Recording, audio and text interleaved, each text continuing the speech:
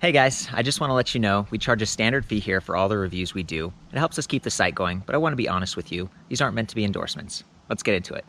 Hey guys, beautiful Southern California, checking out some new Bulls bikes. I'm really excited. It's the first time I've gotten to see the new Fazua motor drive system, and you can see it's like, where is it, right? It's right there at the bottom bracket. It's super small, super lightweight. The interesting thing for me is that the drive unit is actually here. It's like part of that Downtube package, and then the battery is up here, and we're going to take that off later and show you. But it weighs like 7.3 pounds, the two of those things together, and then it's like 2.5 pounds for the little kind of the gearbox bottom bracket. Really narrow Q factor. And you can see here, I don't know if these are like kind of heat sinks or whatever going on down here, maybe a little bit of protection happening, but it's a nice system. And for a bike like this with 22 gears or gear combinations, you're really able to leverage that drive train and empower yourself, whether you're climbing or trying to hit and maintain those like relatively high speeds. It only goes up to about 20 miles per hour, 32 kilometers per hour. So it's not designed to be like a super fast thing. I think it's more like you're riding with your friends and you're at or above 20 miles per hour, and you know, getting started though, you get a little boost, and then you encounter a hill like this, and it's like, oh, okay, I'm losing my steam, and then the motor system kind of helps out. It kicks in and it helps you climb, right? So someone like me, I have knee sensitivity. I could keep up with my friends, or just climb some really steep stuff without getting completely tuckered out, and then you get those nice descents and stuff. So for me, this is a really exciting bike. $57.99. You are definitely paying a little bit more because it's a nicer bike. This is all carbon fiber, even carbon fiber fork. We've got 12mm through axles, front and rear. These are the kind where you just flip it around and then you like unscrew out from that other side. Standard 100mm hub spacing up front, 142 in the rear. This is an 11-speed cassette, 11 to 32 teeth with Shimano Ultegra long cage derailleur, and then we've got an Ultegra derailleur up front as well, and this is 34 tooth for the smaller chainring and 50 for the larger. So this is kind of like a double setup. Pretty nice, and I like that they've got that slap guard, clear sticker slap guard to protect your frame.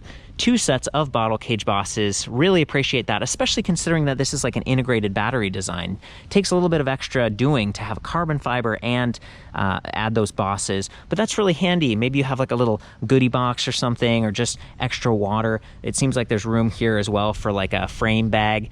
This thing comes in 3 different sizes. We're looking at the medium, 54 centimeter, but it also comes in 50 and 58 for those taller, larger riders. And the crank arms change a bit. So on the smaller one, they're 170. On the medium and large, they're 175. Same with the handlebars. So actually 3 different handlebar sizes and stem sizes. So this thing is really set up to be a good fit, a nicely fit bike. Also want to mention here, 31.6mm carbon fiber oval seat post. Now this says aluminum because this is not the stock seat post. This bike is a bit of a demo bike, and you'll notice here that it's not quite flush. That's again because this is one of the early builds. I was just excited to kind of jump on this thing, and it's performant, so I think we'll still be able to give you kind of the experience of the bike. But the rims, that's another thing that aren't quite stock. We're gonna have bladed, fewer spokes, really nice. You say DT Swiss? They're DT Swiss, yeah, the E1800 23mm. Sweet. This is Joaquin, by the way, works at Bulls. Kind of hanging out here, helping out. Really appreciate that, man. And then down here, Schwalbe Durano. These are 28 by 1.25. They've got the performance and then RaceGuard dual compound. Pretty nice tires. Good setup all around. I don't know if these are the spec pedals, and frankly, a lot of people swap them out for kind of the clipless where you clip into the pedal. They might come with these plastic pedals like this bike down here. This is also using the Fazua motor, and you can actually see some of the cabling down here from this angle. I think it's kind of cool that they've got a full suspension mountain bike with this setup, and they've mounted the control, kind of the display console over here to the left, a little bit more reachable, whereas on the Hawk up here, it's right in the center. So they've got it on like an accessory bar, because you'll notice, you know, all we're really getting here is some information about how full the battery is and what level of assist. We'll go in that a little bit more later, but it frees up those multiple hand positions, right, in the hoods or the drops. So this is really like, it's meant to be like a bike-like experience, more accustomed or tuned to like an acoustic bike than an electric bike, and just the lower weight, a little bit more efficient drive system. I mean, it's still pretty advanced. It's measuring your rear wheel speed. You see the little sensor there, and there's a magnet on one of the spokes. It's measuring your pedal cadence and your pedal torque. And I tested this out in my rides earlier. If you don't push, if you're just kind of pedaling along, the motor really backs off. And I think that's one way that it preserves some of the juice. So it helps you get those longer ranges. Again, up to 20 miles per hour. I was told that the pedal support RPM is up to 85, which is a little bit low. A lot of other systems, it's 100 or 120. And I talked to a rep at Fazua, and they said, you know, we're working on that. We're trying to raise that. To be honest with you though, on riding this bike, it seems like it's kept up, and I've actually pedaled beyond 120 RPM. So I'm not really sure about that one. I don't know if it's just because this is sort of an early build or not, but I definitely notice it, especially when climbing. It feels very natural, and there's a little bit of a whine that you hear, and you know, I'm going to show you so you can just see for yourself, but I just like how compact it is and how efficient it is. So when you're riding, it's designed to decouple when it's no longer adding support. So it shouldn't be slowing you down or adding any work. All you're really getting is the additional weight, and it's really cool. You could completely take that off, take the battery and the drive unit off, and they just have like a Downtube cover. It almost becomes like a storage area, and you remove like 7.3 pounds, well, probably closer to 7, because the casing is still going to weigh maybe half a pound or something like that. So, you know, that's pretty cool. So you get like 2 bikes in one. You really have a very functional acoustic bike that could just be used pedaling around, and then you slap on that battery and you've got yourself an electric bike that's going to be a little bit more fun to climb with. I'm going to swap to the other side here. Getting going is always important, but stopping, that's important too. So we've got these nice Shimano hoods with these nice brake levers here that activate hydraulic, dual caliper Shimano disc brakes, ICE TECH. Look at these nice big rotors, 160 millimeters. I guess I shouldn't say big, because I'm used to like mountain bikes where you can go up to 180 or 203, but this is pretty nice for road bikes. You know, in the old days, it was always like the linear pull brakes and stuff. So I'm a fan of these disc brakes. They do have these heat sinks designed to dissipate some heat. Really nice setup. I was also trying to figure this out. I saw a couple of threaded eyelets right here. One on that side, one on this side. So you could potentially replace this collar and set up some sort of a rack. I don't think it's designed to work with fenders, and you know, I don't see a ton of road bikes, true road bikes, that really are. No kickstand provisions or anything. It's just set up kind of as you see it here. But that's pretty good. It's kind of what I'm used to. So yeah, nice Celi saddle, flared drop bars, nice diamond patterned grip tape. We got the display in the middle. Talked about reach a little bit, and then good cable management, internally routed. Yeah, it's a pretty nice setup here. Before I get into the display system, I want to show you the charger, and then I'm going to have Joaquim take off that Downtube for us. So this is it, 1.4 pounds, really compact, lightweight. It's a 2-amp charger. It takes about 3.5 hours to fill that battery from empty.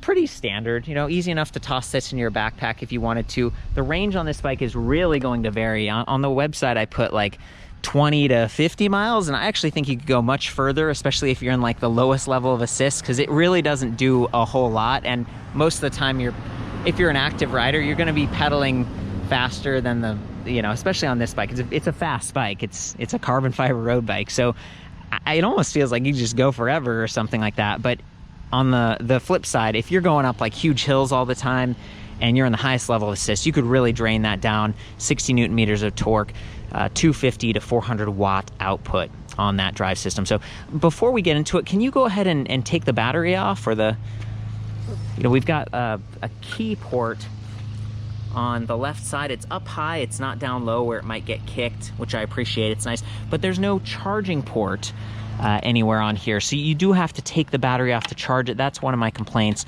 Also, it doesn't seem like a 2-step release, so you really want to be careful like Joaquim is doing here, and especially with a bike that doesn't have a kickstand. Just you unlock it, and then you press that button right here and it releases it, and then just carefully take it down. Make sure it's not like both of your hands up here pushing and nothing to catch it. You want to have a hand there ready to catch it. Rosenberger this is the magnetic charging port. So it's pretty cool. You know, if you accidentally kick that or something, it's just going to unplug. It's not going to bend the pins or something. On this side, that's the actual interface of the motor. So this thing spins, and then it gets converted through this gearbox down here. Yeah, see, there it is. There's the interface, and that's what makes the bike go. Oh, I do want to point out, you can't really pedal backwards on this and cycle the chain and the chain rings. It just sort of, the crank arm spins, but it doesn't actually cycle the drivetrain. Okay, so here it is, 7.3 pounds. Can you go ahead and take it out real quick, Joaquin? It's like a button there. Slides it out a little bit like this. And so you can make it even smaller, and maybe that's so that you could bring a second battery pack without the extra length and stuff. And down at the bottom, that's where the drive unit is in there. So yeah, you know, 36 volts, 7 amp hours, 252 watt hours. Yeah, it's kind of cute. Cool. I'm gonna pop it back in real quick. Another thing that's worth noting is you do have to like power this thing on by pressing this button and kind of prime the system. I think it lasts like 9 hours though. Correct. Right? And before you can do the display. So if you haven't ridden for more than 9 hours, you have to unlock it, open it, press the button, and then you can turn the system on. They have another interface that would mount right here. Not as reachable, but it's, you know, it's right here. You could kind of reach down and turn on the bike with just one step. And to me, that's kind of appealing. But I do like that with this one, you can change assist levels without changing your hand position or having to stop and reach down while riding. So for me, it feels a little like there's some room for improvement there on the human interface aspect of it. But I also understand they're trying to be really simple, 3 levels of assist, you know, an interface that can be taken off and makes the bike really light. See the nice carbon weave in here and some of the cables and stuff like that. You can go ahead and put that back on, Joaquin. I appreciate your help, man.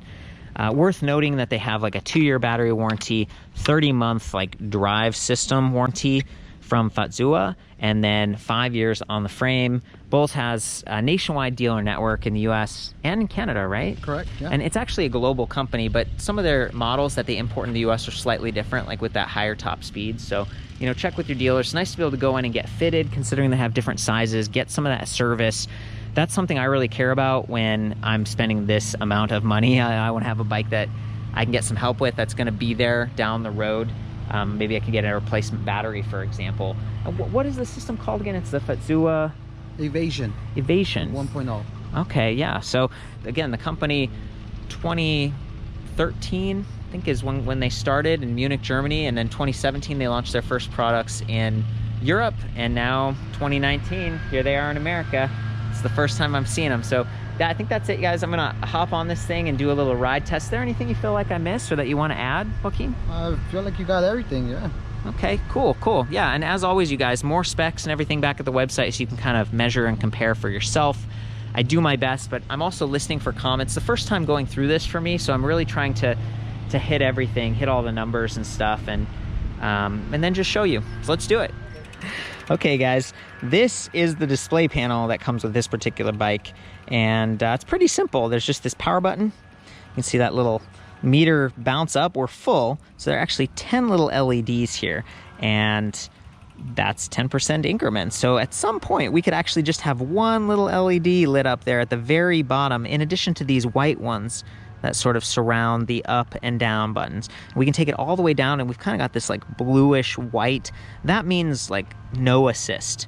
And I guess you could just interface with the app if you had it. Again, maybe you could like a stem cap mount or something, have your cell phone here. You wouldn't be able to plug in and charge your cell phone off the battery, but given that it's a pretty low capacity, maybe that's not a huge deal. In the future, however, as battery technology gets better with higher milliamp hour cells and stuff, it would be nice if they let you like plug into the bike, because that's still a much bigger battery than a lot of people have on their mobile devices. And, you know, with the app, there's so much more information. Like, we got the app working, so I wanted to show you this. It's pretty cool. It was pretty easy. We just turned on Bluetooth, found the bike, synced with it. We were able to confirm it was this bike, considering we have a couple bikes floating around. Just, we turned the cranks and we noticed some activity, and it was like, okay, cool. It let us add a little ID picture there. You can unpair if you want to. And then there are these 3 different readouts. So right now, battery percentage, it says 86%, very nice, a little bit more precise than those 10 bars we talked about before. If you tap on it, it allows you to switch to like power, and this says, okay, how many watts are you using as you ride? And then speed, just how fast are you going. So it's pretty simple. There was a graphic on the website that had a few more readouts like kilocalories and average speed and max power, things like that. So I'm not seeing those on the app right now. Maybe those are something we're going to see in the future. But I wanted to call out that in addition to being yellow or red, if there are like diagnostic issues, that first LED, it also goes green when you are paired to the app. We thought that was really cool. When you go into the second level of assist, that's the green is its color, so it would kind of blend in. You might wonder like, oh, are there 11 bars of battery? But you can actually see we've lost a bar there at the top right now. So yeah, that first LED it denotes that you're connected to the app or there's an error. So this is pretty cool. But as it is, we go up to kind of this breeze green level. That's the first level of assist. It gives you, I think it's 75% assist, and then the next one, it's like river blue, 150%, and then rocket red, it's kind of a pink color. That gets you like 240% assist up to that 60 Newton meters of torque. That's it. So it's just 3 levels of assist. They got these clicky buttons. You know, it's nice and tactile, so you wouldn't necessarily have to look down. And if you're nearsighted like me, you know, it's nice to be up close, but if you're riding and you're looking off in the distance or you have some glasses on, it might be a little blurry down here to count the ticks. So I like that they went with a color display, but you can't change the brightness of it or anything. And at night, I kind of wonder, that's a lot of like little lights shining up into your face. I don't know, I'm just kind of talking out loud here. Got some nice connectors and stuff, jag wire.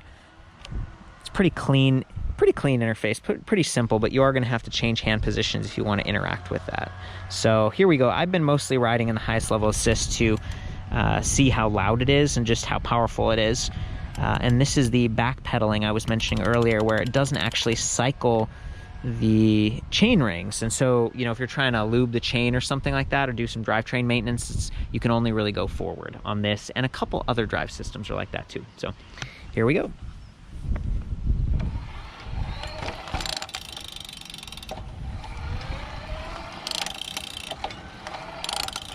Pretty responsive.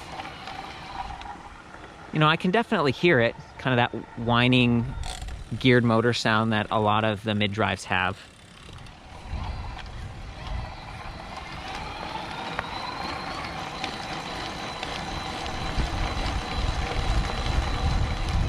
Okay, so this is like more than 85 RPM. I was purposely trying to get above 120. That's the cutoff for some of the Bosch systems and others. It's for me, that's like kind of right where you want it if you're spinning fast. But I could still hear a bit of a whine above 120, and they say that it decouples. It's supposed to not like introduce any drag. So I don't know if this is like special firmware or because this is a bit of a pre-production model that we're looking at here. The point being, I want to almost, I'm going to turn this to no assist, see if we can hear any whine. Okay, so here we go.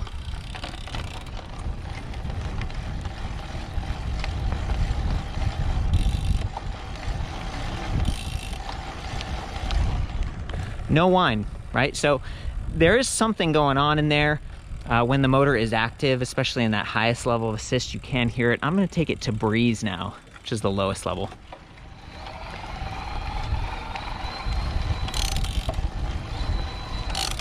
Yeah, so I can hear it. It's not super noticeable. But there we go. Now we're up to blue river, and it's definitely helping me. You know, this is a bit of an incline right here. It's taking the edge off, keeping me from getting too winded. Yeah, so I think that's it. You know, I do tend to like red. Oh, and we've used a bar. I've been riding around a lot, so I don't think it's going to drain that quickly. But it is a lower capacity battery, lower powered motor, more minimalist, lighter weight. I think that's about it, you guys. That's the Alpine Hawk Evo from Bulls. For the full written review, check out ElectricBikeReview.com. I'm recording all the specs and just really digging in deep to try to give you guys all the insights that you might need to make a decision at this magnitude. I welcome your feedback if you tested this or other questions that you want to see answered about this system or other Bulls bikes. I feel like they do a good job, and it's nice to have another option on the market. So I'll see you back at ElectricBikeReview.com. Ride safe. Love ya. We'll see you next time.